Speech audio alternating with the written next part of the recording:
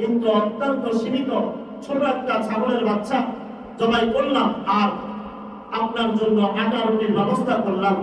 আল্লাহ রাসূল সাল্লাল্লাহু আলাইহি ওয়াসাল্লাম জাবিরের এই কথা শুনে আল্লাহ রাসূল আনন্দিত হয়ে গেলেন আর বড় একটা টিলার উপরে দাঁড়ায় বললেন, ইয়া আহলা খান্দক ইন্না জাবিরা সানাআ লাকুম সুরা।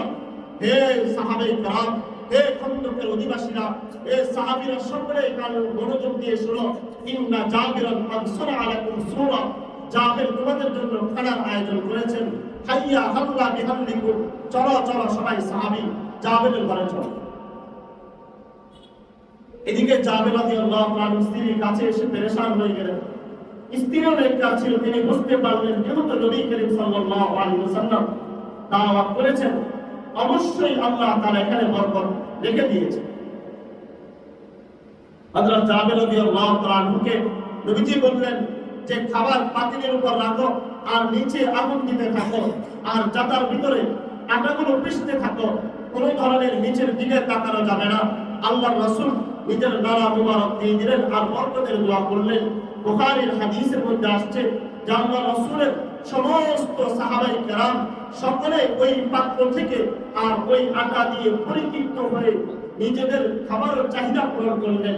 প্রায় 1000 সাহাবী ওই এক পাতিল রেজি থেকে পান করলেন, নিজেরাই খেলেন, আশেপাশের প্রতিবেশীদেরকেও দাওয়াত দিলেন, সকলেই খেলেন। এরপরে সর্বশেষ দেখা যায় খাদ্যের পাতিলের ভিতরে যে পরিমাণ খাদ্য প্রথমে ছিল এখনো পর্যন্ত সেগুলো রয়ে গেছে। এই ছিল বরকত সাহাবায়ে কেরামদের মধ্যে, কারণ তারা বরকত অনুভব করেছিলেন, নবীর হাতে বরকত ছিল। শুধু নবী করিম সাল্লাল্লাহু আলাইহি ওয়াসাল্লামের হাতে বরকত ছিল এরকমটা নয়।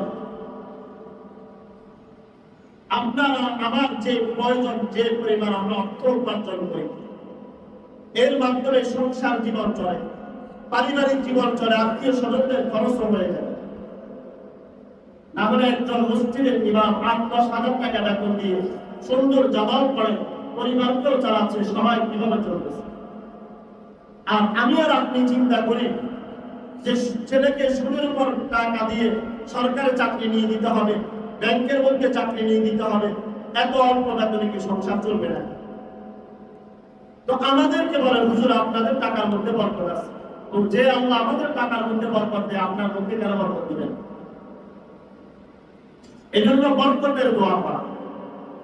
নবী করিম সাল্লাল্লাহু আলাইহি ওয়াসাল্লাম দোয়া শিখিয়ে দিয়েছেন, আল্লাহুম্মা ইগফিরলি যামবি, হে আল্লাহ আমাদের গুনাহগুলো ক্ষমা